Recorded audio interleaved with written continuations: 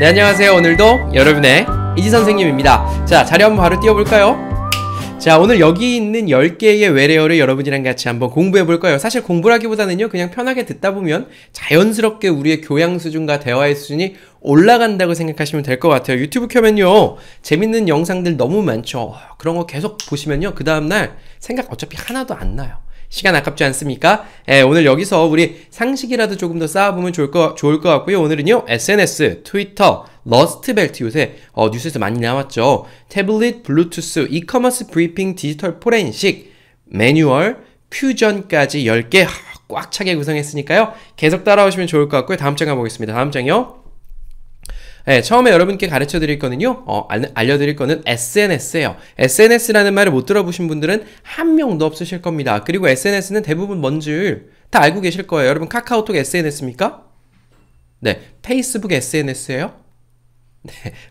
이제 제가 SNS의 정확한 뜻을 좀 알려드리자면요. SNS는요, 영어로 Social Network Service의 앞글자들을 따서 만든 게 바로 SNS예요.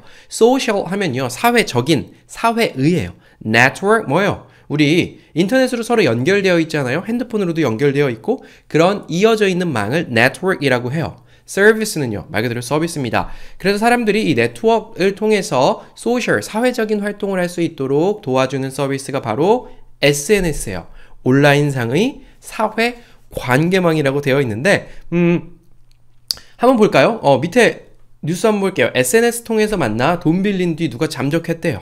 네, 이거 전 걸그룹 멤버라고 나오던데, 그렇습니다. SNS에 우리 서로 아예 태어나서 처음 보는 사람, 아니 한 번도 안 본 사람이랑 친구가 될 수 있는 곳이 인터넷상이기도 하고요. 우리 원래 친구들이랑도 인터넷상에서의 또 다른 관계들이 존재합니다. 그 밑에 보면요, 익산시가 SNS 홍보를 도내 최고래요. 익산시면 전라북도죠. 보석의 도시 익산시. 옛날 때 일이었어요. 일이었는데 전라북도 내에서 SNS로 홍보를 가장 많이 하고 잘한다. 그리고 그 밑에 보면요, 어느 프리랜서의 SNS 중독 탈출기라는 게 있어요. 네, 맞습니다. 지금 SNS에 중독되어 계신 분들이 계신가요? 네, 이게 연령이 올라갈수록 SNS에 중독되는 비중은 저는 좀 낮다고 봐요. 아마 연구 결과 많은 조사에서도 그럴 거예요. 근데 지금 젊은 세대들은요, SNS에 중독되어 있는 사람들이 너무너무 많습니다. 음식점 가보면요, 맛있는 음식 나오면 사진 찍어요. 그거 찍어서 어떻게 할까요? 올립니다. 어디요? SNS예요. 그래서 사실 이 사진 한 장을 찍기 위해서 어떤 장소에 가기도 하고, 사진 한 장을 찍기 위해서 어떤 맛집에 가기도 해요. 한 장의 사진을 올리기 위해서 수없이 많은 사진들을 찍기도 하고, 그래요. SNS에 보면요, 그냥 SNS가 뭐냐면 흔히 그냥 우리들 막 사진 올리는 그런 곳이라고 생각하면 돼요. 제일 유명한 게 인스타그램인데 요새 젊은 친구들 쓰는 게요, 거기 보면요, 다들 삶이 너무 화려하고 멋있습니다. 네, 저는 개인적으로 이제 SNS 아무것도 안 하고 있는데 삶이 멋있어요. 막 보면, 와, 저 사람 정말 멋있게 잘 산다. 와, 저 사람 부자인가 봐. 쟤는 나보다 별로였는데 나보다 더 잘 사네? 이런 거 보기 때문에 실제로 연구 결과가 있어요. SNS 계속하면 행복지수가 많이 떨어진다는 연구 결과도 있고, 그래서 어떤 프리랜서가 SNS에 계속 자기도 모르게 핸드폰을 켜면 들어가기 때문에 중독 탈출하는 기사를 쓴 거고요. 그 마지막에 있는 거는요, SNS는 인생의 낭비라는 말을 한 유명한 감독이 있어요. 네, 박지성 선수가 맨체스터 유나이티드에서 뛸 때 감독이었던 아주 유명한 알렉스 퍼거슨 경이 있어요. 그분이 선수들한테 야, 그런 거 하지 마. 왜냐면 선수들이 그런 데다가 뭐 어디서 자기 노는 사진, 뭐 비싼 거 산 사진 올렸다가 구설수에 오르는 경우가 많아서 SNS 하는 건 인생의 낭비다라는 명언을 남기기도 했습니다. 우리나라로 치면, 우리나라에서 보면 SNS 같은 경우는요, 사실 I love school이라는 거 아십니까? 네, 예전에는 우리가 학교를 졸업하고 나면 핸드폰 없던 시절에, 스마트폰 없던 시절에 서로 연락을 하면서 지낼 수 있는 수단이 별로 없었어요. 그래서 졸업하고 나서 20년, 30년 후가 흘렀는데 옛날 친구들 생각이 나잖아요.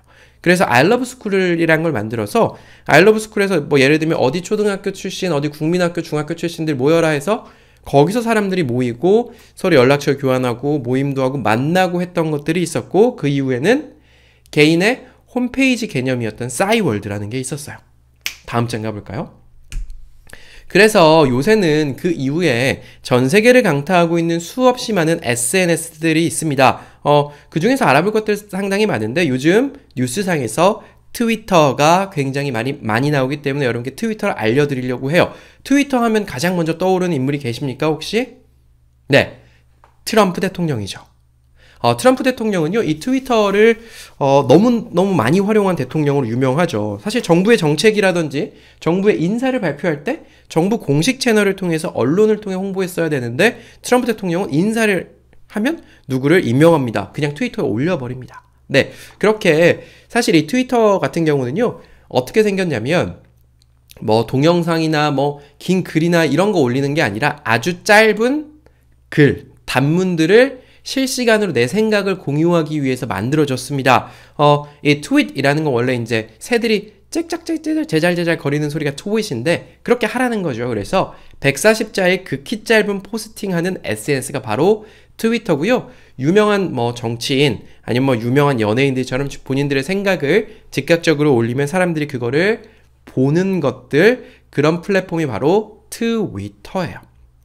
밑에 볼까요? 트위터, 트럼프 퇴임하면 특별 대우를 안 한다고 써놨어요.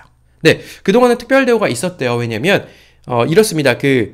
트위터에는 사실 정치적인 것이라든지 아니면 좀 사실이 확인되지 않은 것들의 글을 썼을 때에는, 저도 사실 트위터를 안 써봐서 트럼프 대통령 트위터는 제가 몇 번 봤는데 써놓으면 이거는 사실이 확인이 안 됐다고 경고 조치를 받는데요. 근데 한 나라의 대통령, 그리고 미국 최강대국이잖아요. 최강대국의 대통령이었기 때문에 트위터에서 트럼프 대통령이 어떤 말을 하던 그냥 다 써줄 수 있게 특별 대우를 해줬었는데요. 지금 보니까요, 트럼프 폭풍 트윗의 38%를 경고 조치 내렸답니다. 트위터가요. 네, 세상이 참 잔인한 것 같습니다. 각국 정상이 트위터로 바이든에게 축하 메시지를 보냈대요.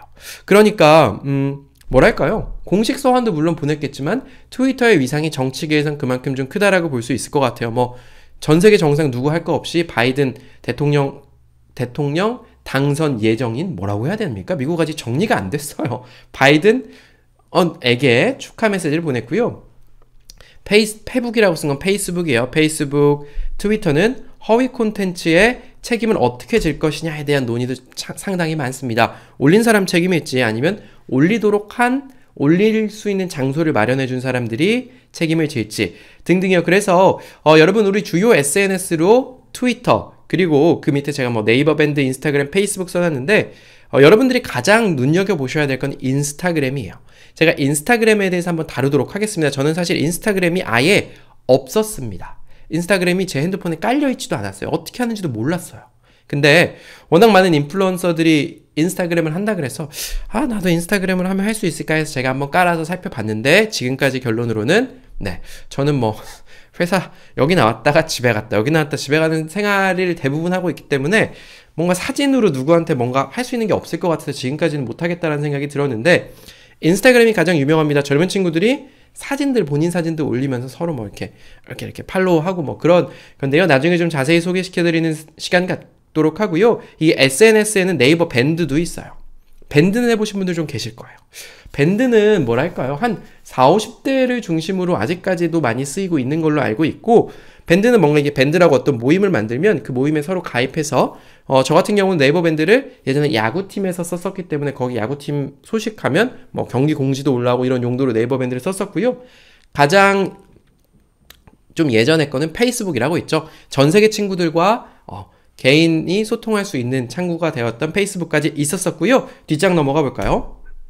네, 지난주에 제가 광고를 못해가지고 정오의 사수 간단하게 20초 정도 광고하고 넘어가겠습니다. 제가 월화 목금 여러분께 카카오톡으로 음성 메시지를 보내드립니다. 상식, 역사, 인물, 팝송, 세계여행, 문학, 세계 음식 등과 같은 것들과 함께요. 간단한 영어 표현들, 영어 명언들 같은 거 같이 음성 메시지로 보내드리고 있고요. 지금은 한 10분 정도 되는 메시지를 보내드리고 있습니다. 유료 서비스고요. 유료 서비스 가입해주시면 제가 쭉쭉 월화 목금 계속 보내드립니다. 지난 거는 지금까지는 예전에 가입하셨던 분들이랑 형평성 때문에 제가 보내드리지 못하고 있으니까 하루라도 빨리 가입하시면 만족도가 매우 높습니다. 달려가세요. 가입하러요. 다음 장입니다. 네, 다음 장에 있는 거는 러스트 벨트고요. 이거는 뭐 정치적인 성향을 떠나서 그냥 미국 정치를 볼 수 있는 하나의 뭐랄까요? 키워드라고 할 수도 있을 것 같아요. 러스트 벨트. rust 하면요. 녹슨이에요. 녹. rust. 우리 쇠가 시간이 지나면 산화되어서 녹이 슬잖아요. belt라고 하면요. 우리 뭐 허리에 차는 벨트를 생각하실 수도 있지만 이 벨트라는 게 뭐랄까 이런 게 있어요. 커피 벨트라는 것도 있어요. 커피는 뭐 위도 기준으로 몇 도에서 몇 도 사이에 따뜻한 지방에서만 납니다. 우리나라에서 커피 농사 지어서 제대로 된 커피를 생산하기가 힘들어요. 그렇게 커피가 나는 곳을 커피 벨트라고 하고요. 이 어떤 지역 쭉 모으는 거예요. 뭐 우리나라도 보면 뭐 저기 경상도 지방을 중심으로 산업 벨트 같은 것도 형성이 되어 있죠. 그래서 어떤 지역들이 쭉 이어져 있는 곳을 벨트라고 합니다. 그러니까 녹슨 벨트예요. 녹슨 지역들. 왜요? 예전에 미국이 제조업 호황기일 때는 중심지였으나요? 미국의 제조업이 다 어디로 넘어갔죠? 중국, 동남아, 한국, 일본과 같은 국가들로 많이 뺏겼습니다. 그래서 현재에는 제조업이 몰락한 걸 상징하는 곳들, 상징하는 도시들이 바로 러스트 벨트라고 불려요. 뭐 예전에 사실 미제 좋은 거 많았잖아요. 미국 자동차도 잘 팔렸고 철강 또 뭐 미국에서 수많은 뭐 전자제품이나 등등등 있었는데 지금 혹시 미국 전자제품 회사 생각나는 거 있으세요? 우리나라 사람들 미국 자동차 많이 탑니까? 아니죠. 자동차? 독일 자동차 많이 타죠. 수입산이라고 생각하면 일본 자동차도 많이 탔었습니다. 그래서 이 사람들이 엄청나게 호황을 이끌고 살다가 미국의 제조업이 몰락합니다. 근데요, 4년 전에 트럼프 대통령이 대통령으로 당선될 수 있었던 주요 요인이 이 러스트벨트라고요. 왜요? 한번 밑에 볼까요? 뉴스에 이렇게 나옵니다. 러스트벨트 역전이 승부를 갈랐답니다. 네, 원래는 트럼프 대통령을 지지했었고 개표 초반에도 트럼프 대통령이 앞서갔었지만 바이든 지금 뭐라고 부르는 게 맞습니까? 바이든 대통령 당선자에게 승부가 역전이 됐다는 거예요. 이 러스트벨트에서요. 러스트벨트의 표심이 돌아왔대요. 원래는 자 그냥 이거 뉴스 빼고 설명드리면 그렇습니다. 예전에 트럼프 대통령이 4년 전에 당선되었을 때 가장 트럼프 대통령을 많이 지지했던 지지 그룹은 40대의 백인 남성이지만 학력이 대졸 이하였어요. 그 말인즉슨 단순 노동을 공장에서 생산직을 하고 있던 백인 노동자들이 엄청나게 지지해서 트럼프 대통령이 되었다는 이야기죠. 왜 그랬을까요? 네, 이 사람들 입장에서는요, 우리가 하고 있던 산업들이 어디로 뺏깁니까? 중국으로 뺏겨요. 한국으로 뺏깁니다. 동남아로 빼앗겨요. 그러니까 트럼프 대통령이 대통령 되고 나서 어떻게 했죠? 관세, 엄청나게 높은 관세들을 중국 제품들에 매겼습니다. 너희들 거 안 받아. 너희들은 불공정 경쟁이야. 너희들 우리나라에서 물건 팔려면 어떻게? 미국에 와서 공장 지어. 어디다가요? 러스트벨트 지역에다가요. 그래서 표심을 많이 받았었고요. 또 두 번째로는요. 이 백인 남성들이 교육 수준이 뭐랄까요? 높고 낮은 게 나쁘다는 건 아니고 어쨌든 현실 자체가 낮았던 이 백인 남성들이 이민해서 오는 한국 사람들도 미국 이민 많이 가죠? 중국 사람들, 뭐 동남아, 아프리카 사람들이 이민 와서 그 사람들이 교육 수준을 높여서 백인 남성들이 차지해야 될 많은 직업들을 뺏어간 게 된 겁니다. 그래서 이 사람들은 거기 이제 한이 맺혔어요. 그래서 트럼프 대통령이 뭐 했죠? 멕시코랑 미국 사이에다 장벽 팍 쳐버리고 또 이민자 되게 정책 강하게 해서 미국에서 적법한 거주 권리 없었던 사람들 다 보내버렸죠. 이민도 거의 안 받고요. 그랬던 러스트벨트였고요. 원래 이 러스트벨트는 미국의 민주당은 좀 이제 어쨌든 국가에서 평등을 더 많이 추구하잖아요. 트럼프 대통령 공화당. 그러니까 소득이 그렇게 높지 않았던 러스트벨트에 사는 사람들은 국가에서 돈 많이 준다고 하고 국가에서 보장해준다고 하니까 민주당이었다가 트럼프 대통령 뽑았다가 다시 이번에 돌아왔다라고 해석하시면 돼요. 그게 그냥 이번 선거를 읽는 미국 대선을 읽는 키워드라고 보시면 될 것 같고요. 결정적 발목을 잡은 건 4년 전 백악관행 티켓을 안겨준 러스트벨트예요. 이 제목만 보시면 이제 무슨 말인지 아시겠죠? 트럼프 대통령의 낙선, 트럼프 대통령이 결정적 발목을 잡은 건 4년 전에는 백악관행 티켓을 안겨주었던 그 러스트벨트 지역 사람들이다.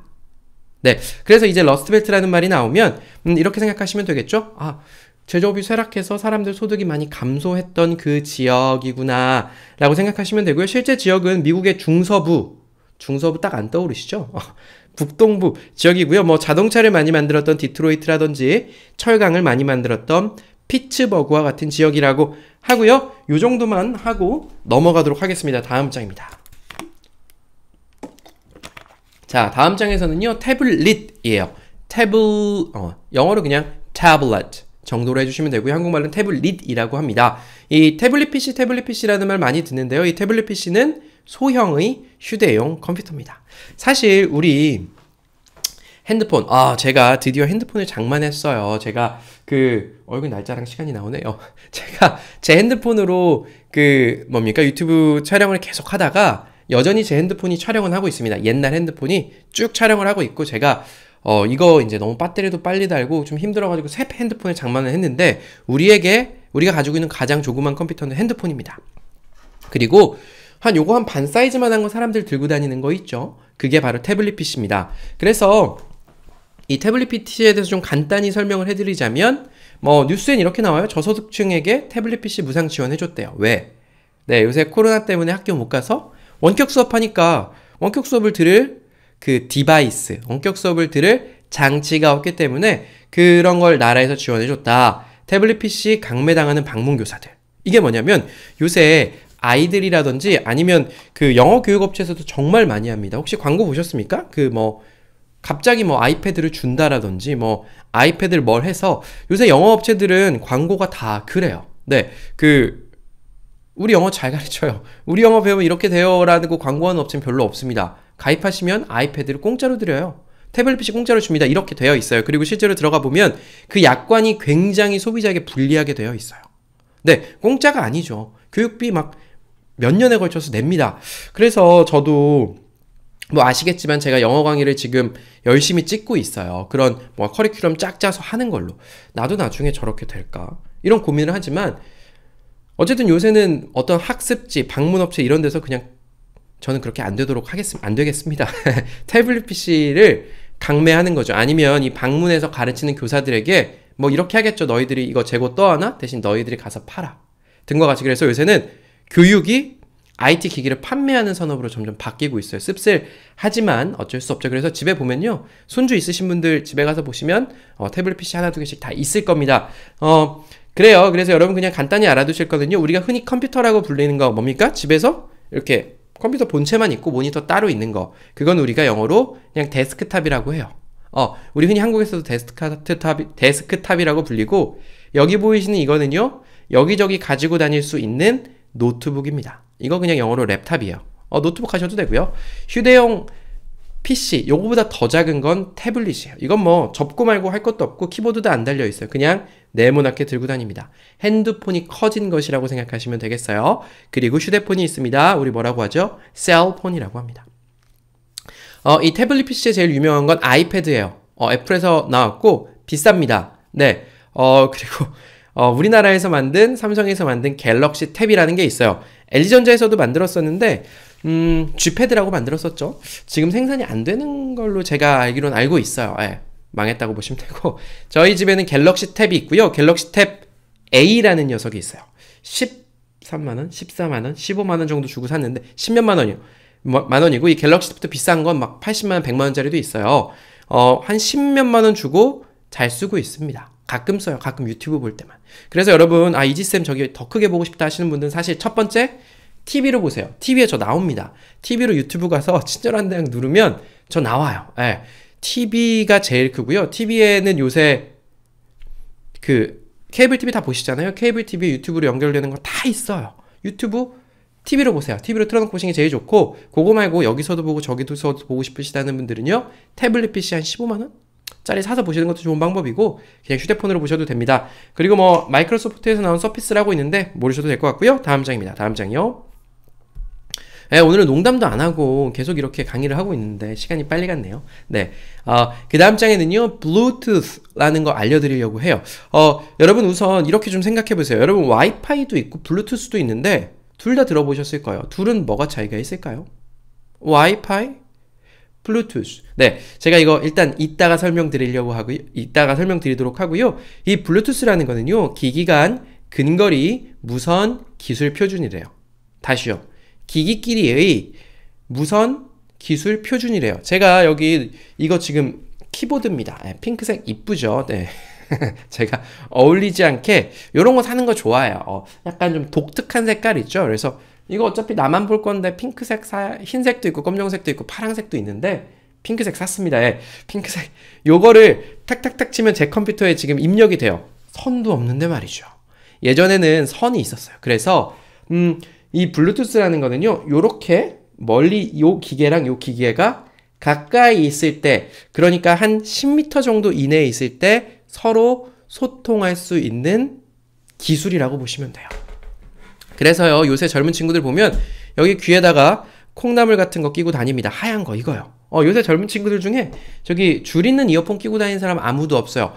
애플에서 처음에 그거 아이팟이라고 하는데, 이 아이팟, 아니죠. 에어팟이에요. 에어팟. 제 헷갈려요. 아이팟은 예전에 그 음악 듣던 거 에어팟이라는 제품을 출시했을 때 사람들이 아유 이거 누가 콩나물 같은 거 누가 끼고 다녀라고 했지만 지금은 네 삼성에서도 만들고 있고 세계 수많은 IT 기업에서 다 만들고 있어요. 이 블루투스 이어폰을 만들고 있고 다들 선 없이 끼고 다니잖아요. 그거 어떻게 돼요? 핸드폰이랑 이 이어폰이랑 블루투스로 연결이 되어 있는 거예요. 그것뿐만 아니고 헤드셋도 끼고 다녀요. 어떤 거? 선 없는 거요. 그리고 우리 집에 보면요. 그냥 휴대폰으로 음악 틀면 저기서 음악 막 자동으로 재생됩니다. 뭐예요? 블루투스 스피커도 있어요. 그리고 제가 방금 보여드렸던 블루투스 키보드뿐만 아니고 블루투스 마우스도 있어서 요새는 선 가지고 연결해서 안 해요. 선 없는 마우스들도 있고요. 우리가 차에 타면은 차에서 음악 틀면 음악 그대로 나오잖아요. 예전에는 그쵸. CD로 음악 구워가지고 CD 플레이 넣어가지고 예전에 그런 요청이 있었어요. 선생님 강의를 CD로 좀 구워주시면 안 되냐고 요청이 있으셨는데, 저도 그렇게 하고 싶지만, 요즘 저희 집 PC에는 CD 드라이버 들어가는 칸이 아예 없습니다. 네. 요새 PC는 CD 아무도 안 써요. 그래서 차량도 그냥 휴대폰 블루투스로 쓰고 있죠. 자, 여기 보시면요. 아래 보시면, 이거 먼저 설명드릴게요. 블루투스는요, blue 하면 파랑이죠. tooth 하면 이빨이에요. 이 블루투스 여기 그림 두 개 중에서 이빨처럼 생긴 건 뭡니까? 예. 이쪽 편에 있는 이쪽 어디죠? 여기 띄어서 보면 어쨌든 파란색 원안에 흰색으로 이렇게 뾰족뾰족하게 되어 있는 것, 요것이 블루투스 표시고요. 그 왼쪽에 있는 신호가 왕왕왕 퍼져 나가는 이 녀석이 바로 와이파이입니다. 와이파이는 인터넷 할 때 쓰는 거예요. 그죠? 저 이 컴퓨터가 지금 저쪽에 있는 와이파이랑 연결이 되어 있어요. 그리고 여러분께 지금 찍고 있는 거 제 핸드폰 다 이 안에 있는 와이파이랑 연결이 되어 있습니다. 와이파이 연결하면 여러분 데이터 비용이 안 나가잖아요. 그죠?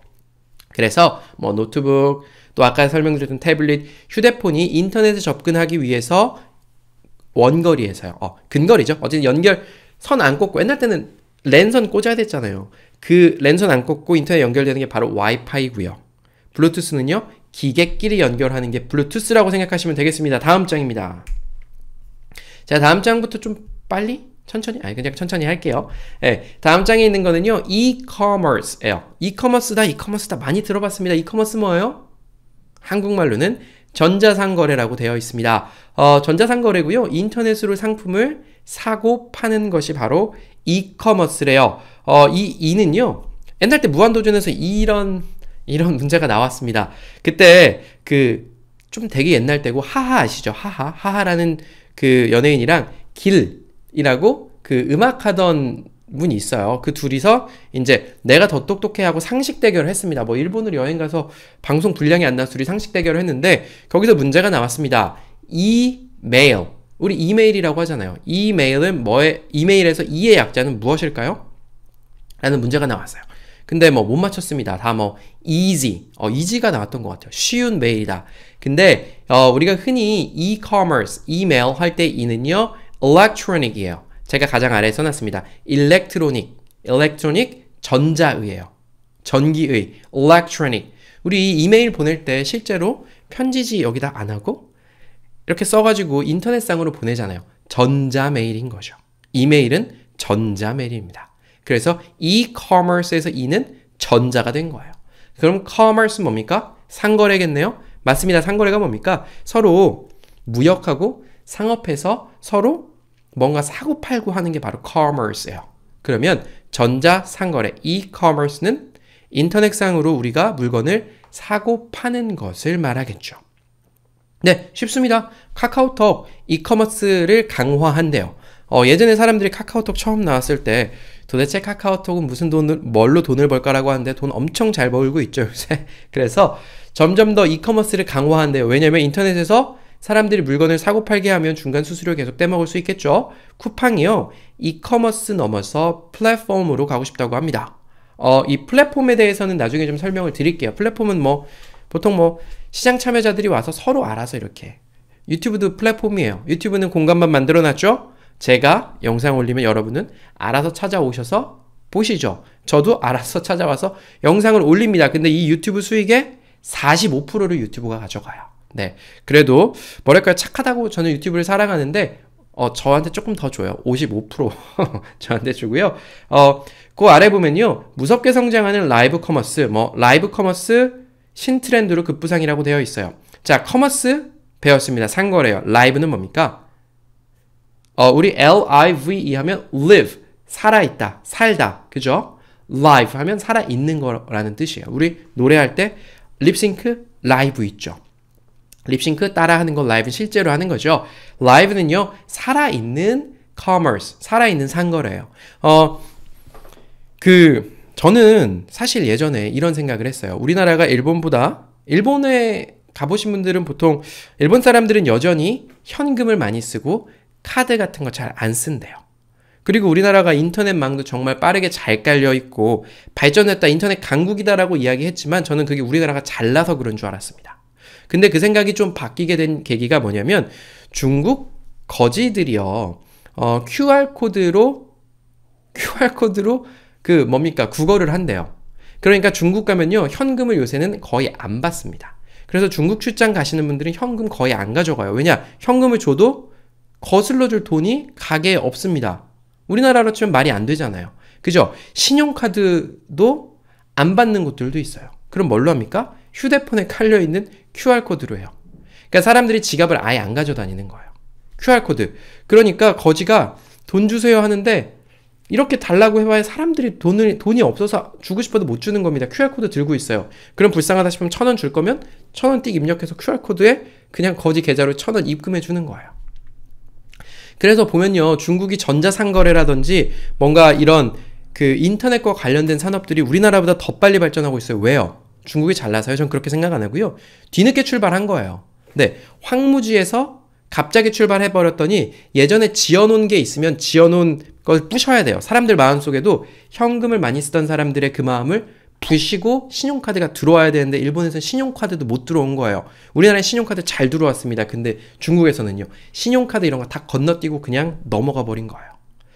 제 개인적인 의견이에요. 그래서 우리나라에서 이 카카오톡이든 쿠팡이든 이커머스 하려는 회사들이 중국의 플랫폼을 굉장히 많이 참고하고 있는 걸로 알고 있습니다. 그래서 중국 사람들은요, 인플루언서, 저도 어떻게 보면 사람들이 이제 인플루언서, 뭐냐면 인플루언서가 내 의견을 사람들한테 말할 수 있는, 말하면 영향력이 있는 사람들을 인플루언서라고 보통 이야기해요. 그래서 이 사람들이 물건을 엄청나게 팝니다. 네, 중국판 인스타그램에 제가 들어가 봤더니 그 사람들은 이렇게 딱 자기 계정이 있는데 바로 다들 자기 샵을 가지고 있어요. 그래서 자기가 물건을 막 팝니다. 근데 여러분 생각해 보세요. 제가 여러분께 나와서 여러분, 자, 골라, 여기 안대가 1,000원 이렇게 하면 그러니까 제 기준으로는 이게 약간 상식 바뀌다. 나는 우리나라에 이커머스, 라이브 커머스가 들어온다고 해도 나는 못 팔 것 같다. 라고 이제 중국어를 잘하는 분한테 제가 이제 중국 시장은 어떤지 제가 동향 파악도 하면서 물어봤더니, 근데 중국은 다 한대요. 미래가 어떻게 될지 워낙 빠르게 바뀌니까 잘 모르겠으면 제가 골라 이거 1,000원 할 날이 올 수도 있어요. 모든 인플루언서들이 다 판다면. 근데 모르겠습니다. 어쨌든 제 기준으로는 약간 낯이 그렇게 두껍진 않아가지고 어쨌든 이커머스 전자상거래고 앞으로 굉장히 여러분들도 편하게, 저희 어머니 그래요. 쿠팡 이거 한번 탁 해드렸더니 그 다음번에요 한번 더 해달라고 하시는데 아마 훨씬 더 쉽게, 예를 들어 생체 인식이라든지 그냥 딱 고르기만 하면 얼굴 딱 찍으면 바로 그냥 돼버리는 그런 게 우리나라도 될 수 있겠네요. 자, 다음 장 넘어가 보겠습니다. 다음 장이요. 자, 다음 장에는요, 여러분께 브리핑에 대해서 좀 알려드리려고 해요. 요점을 간략히 설명하거나 보고하는 것을 브리핑이라고 합니다. 사실 이 brief라는 단어가 간단한 이란 뜻이에요. 제가 밑에다가 brief 다섯 글자 써놓고 짧은, 잠시, 간단한이라고 써놨습니다. brief, 간단한, briefly, 간단하게예요. 근데 이 brief에다가 ing 붙어서 briefing이라는 말이 나왔습니다. 무언가를 간단하게 누군가한테 보고하거나 알려주는 걸 브리핑이라고 해요. 예를 들면 그렇습니다. 밑에 뉴스 볼까요? 중앙방역대책본부에서요, 코로나19를 브리핑했대요. 그렇죠. 우리 딱 그렇잖아요. 매일매일 코로나 환자가 몇 명이 늘었는지 그 정은경 본부장이었다가 지금은 청장님이 되셨죠? 그분이 초기에 계속 하셨잖아요. 지금은 다른 분이 하고 계시지 않습니까? 번갈아 하나요? 어쨌든 코로나19에 대해서 이렇게 계속 알려주죠. 간단하게 요약해서 그날 하루간의 상황을, 오늘의 확진자는 100명입니다. 서울에서는 30명이 나왔고요. 수도권은 30명이 나왔습니다. 등과 같이 현황에 대해서 간략하게 알려주는 게 바로 브리핑입니다. 밑에 볼까요? 어떤 것에 대해서 브리핑하는 빵빵 장관이라고 나왔고요. 그래서 제가 여러분께 하는 것, 이건 브리핑이라고 하기는 힘들어요. 조금 저는 깊이 있게 그래도 어느 정도 들어가잖아요. 그래서 요새 이런 말로 많이 씁니다. 뉴스 브리핑. 그런 거겠죠? 오늘의 주요 뉴스를 뭐 짧게 1분에서 2분 사이에 정리해 주는 것, 뉴스 브리핑. 조간 브리핑 뭡니까? 그날 하루의 뉴스를 아침에 브리핑해 주는 거예요. 주간 브리핑은요. 주간에 있었던 일을 짧게 한번 돌아보는 것 주간 브리핑이라고 할 수 있겠죠. 증시 브리핑이요. 증권에 관련된 것, 이코노 브리핑, 이코노미, 경제에 대한 브리핑이 되겠죠. 그래서 여러분 누군가가 나한테 브리핑을 한다 그러면 뭐예요? 어떤 상황, 예를 들면 어떤 수사 상황에 대해서 안녕하십니까, 서울경찰청장 누구누구누구입니다. 이번 사건의 개요, 경위 이렇게 수사하겠습니다. 이거 브리핑입니다. 그렇게 알아두시면 좋을 것 같고요. 뒷장 가볼까요? 뒷장입니다. 자, 경찰이 나온 김에 우리 요새 뉴스에서 무슨 뭡니까? 어떤 사건만 터지면 디지털 포렌식이라고 이야기 많이 합니다. 뭡니까? 느낌은 알아요. 디지털이니까 디지털과 관련된 것이겠거니, 포렌식은 이거 한문인가? 포렌이라는 게 있고 어떤 방식인가? 라고 생각하실 수도 있는데요. 이렇습니다. 디지털 포렌식은 제가 밑에 써놨어요. 디지털 정보를 분석해 단서를 찾는다고 되어 있어요. 우선 이 말을 이해하려면 여러분이 forensic 이라는 걸 알아야 돼요. 영어처럼 발음하네요? 영어예요. forensic. 이걸 여러분들이 이 단어를 아실 필요는 없습니다. 평생에 걸쳐 사용할 일이 없으세요. 이 forensic이라는 거는 원래 제가 뜻 많이 써놨어요. 법의학 뭐예요? 네, 법의학은 그런 거예요. 사람이 예를 들면 다쳤다, 아니면 어떤 사건이 일어났다, 사체가 발견됐다 그러면 이거 범죄 시간은 5시간 격으로 추정된다. 아니면 피가 이쪽 방향으로 튄 걸로 봐서는, 아니면 이 사람이 여기서 이렇게 쓰러진 걸로 봐서는 왼쪽 다리 부분에 상처를 입었다. 이렇게 해서 법에서는 사실 우리 법정 증거주의라고 하잖아요. 법엔 증거가 없으면, 검찰이 증거 제시를 못하면 판사가 정황상 이 사람이 범인인 것 같지만 증거가 없으면, 그쵸? 유죄 판결을 못합니다. 근데 유죄 판결을 하기 위해서 의학을 동원해서 증거를 찾는 게 바로 법의학이에요. 법과학은요, 과학을 동원한 거죠. 예를 들면 여기서부터 여기까지 가는데 걸리는 시간이 1시간이 걸렸다. 그럼 평균 속도가 이만큼이고 오후 9시 45분경에 여기를 지나갔을 것으로 추정된다. 이런 게 바로 법과학이겠죠. 범죄 과학 수사의 법정의와 같은 뜻을 가지고 있는 게 바로 forensic이에요. 그러면 법정에서 증거가 될 무언가를 찾는 게 포렌식이라면 그 앞에 디지털이 붙었으면 뭡니까? 디지털로 법정에 대해서 증거를 쓸 수 있는 것을 찾는 방식이 바로 디지털 포렌식 수사라고 보시면 됩니다. 볼까요? 밑에 뉴스요. 빵빵이요. 디지털 포렌식 조사를 착수했대요. 뭡니까? 우리 주위에 디지털이 뭐가 있어요? 제가 그 아랫줄에 써놨습니다. CCTV 있어요. 그죠? 디지털 포렌식이에요. 네. 우리가 흔히 언론에서 디지털 포렌식이라고 하면 대부분 이 휴대폰 있잖아요. 휴대폰의 기록을 다 삭제했어요. 대화 기록, 사진 다 삭제했지만 그걸 복원하는 걸 마치 디지털 포렌식인 것처럼 이야기하지만 아니에요. 디지털로 증거를 찾는 게 디지털 포렌식입니다.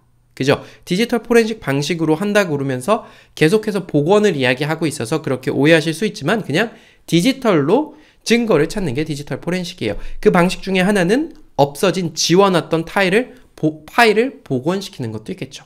CCTV, 아니면 차량용 블랙박스, 휴대폰, 아니면 차량의 GPS 같은 것들을 해서 디지털 정보를 기반으로 해서 범인을 찾는 거예요. 요새는요, 뭡니까? 이 디지털 건수가 엄청 많아졌어요. 그래서 이 디지털로 대부분 다 유죄가 증명이 되죠. 사람들이 뭐 카톡했던 거, 또 뭐 전화했던 거. 그 뭡니까? 그 사라진다고 했던 뭐시갱이야. 기억이 안 나네. 있어요. 둘만 이렇게 그 메시지 보내고 없어지는 거 있으면 제가 지금 문득 생각이 잘 안 나는데, 네, 어쨌든, 그래서 디지털로 유죄가 증명되는 경우가 굉장히 많고요. 검찰 디지털 포렌식 작업을 한답니다. 네, 디지털로 찾는 거고, 직접 디지털 포렌식을 받으며 결백. 이거는 그 디지털 교도소와 관련된 이야기인데요. 그 디지털 교도소라고 하는 게 뭔지 혹시 아시나요?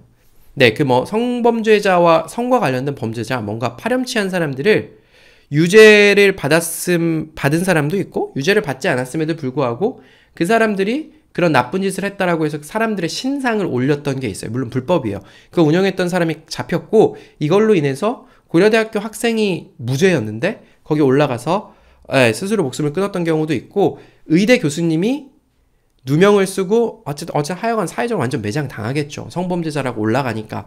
근데 직접 디지털 포렌식을 받으면서 결백을 증명해서 결국 결백된 게 증명이 되었습니다. 뭐 그런 일도 있었고요. 이런 것들, 증거를 디지털로 찾는 걸 디지털 포렌식이라고 한다. 정도 알아두시면 좋겠습니다. 다음 장입니다. 자, 다음 장에 있는 건 바로 매뉴얼이에요. 매뉴얼. 매뉴얼은 원래 가장 안에 보시면요, 매뉴얼은 손으로 하는 이란 뜻이에요. 영어를 쓸 때 우리가 매뉴얼이라고 쓰면 손으로 어떤 것 하는 걸 매뉴얼이라고 합니다. 그리고 손으로 하는 거니까 한문으로 하면 수동의가 되겠죠. 그래서 우리 예전에 지금은 자동차 우리나라 다 오토잖아요. 오토가 나오기 전에 클러치 밟고 기어 변속하던 녀석이 있어요.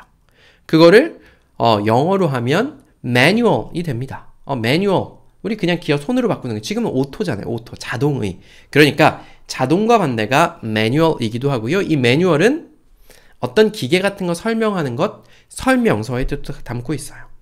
그래서 제가 오늘 여러분께 가르쳐 드리려고 하는 매뉴얼의 뜻은 바로 사용 설명서입니다. 유저 가이드. 유저 가이드? 그걸 사용하는 사람들이 어떤 걸 가이드 받을 수 있는 거예요.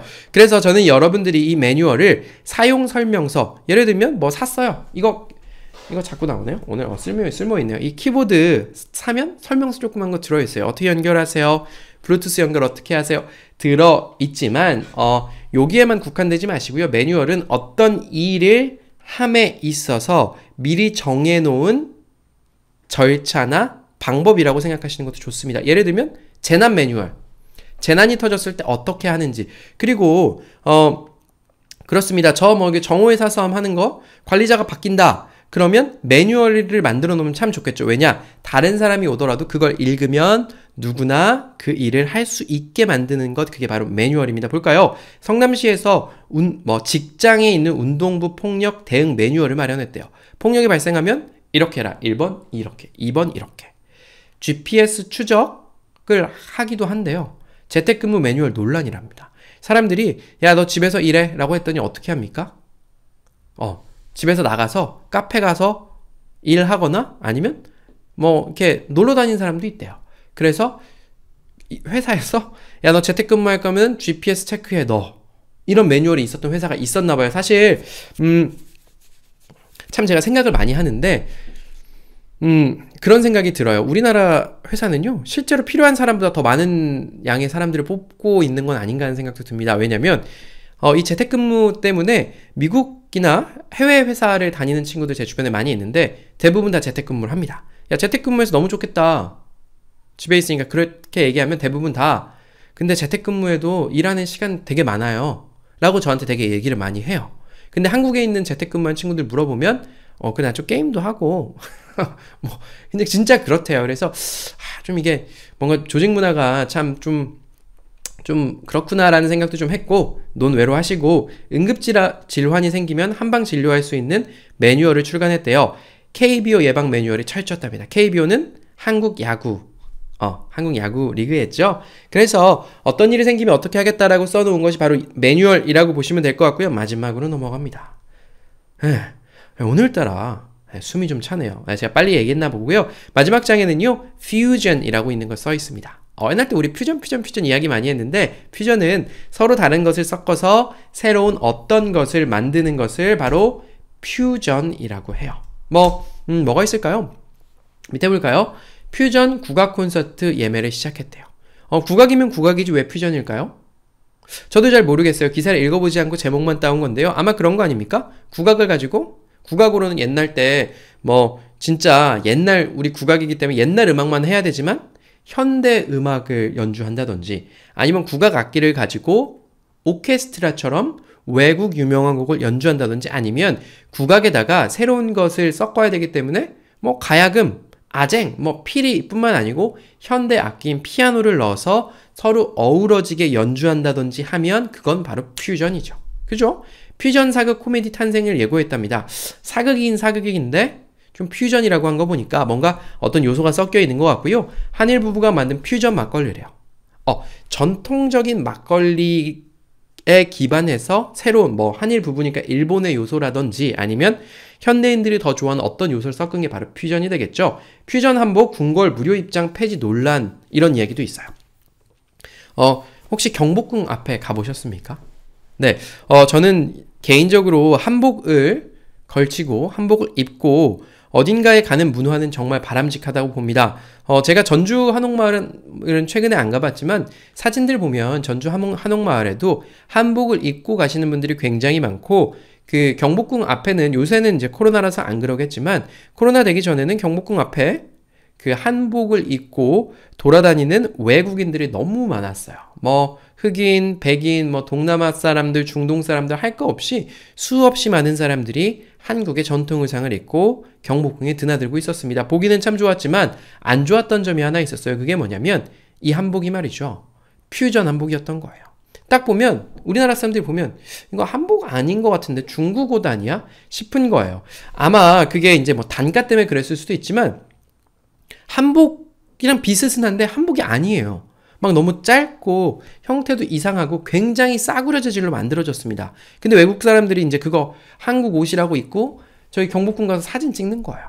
근데 진짜 한복 빌려주는 업체가 있었겠죠. 근데 너무 비싸니까 망했겠죠. 그래서 되게 아주 저질해.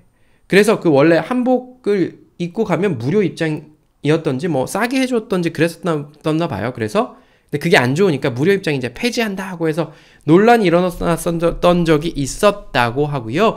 자, 오늘 강의는 여기까지 할 거고요. 이 10단어가 다 이 여러분 삶에, 여러분 대화의 질을 높여준 걸로 저는 생각하고, 다음 주에도 더 유익한 거 가지고 돌아오도록 하겠습니다. 여러분, 오늘 강의 여기까지 할 거고요. 여기까지 들어주시느라 수고 너무 많으셨습니다. 여기까지 하겠습니다. 여러분, 감사합니다.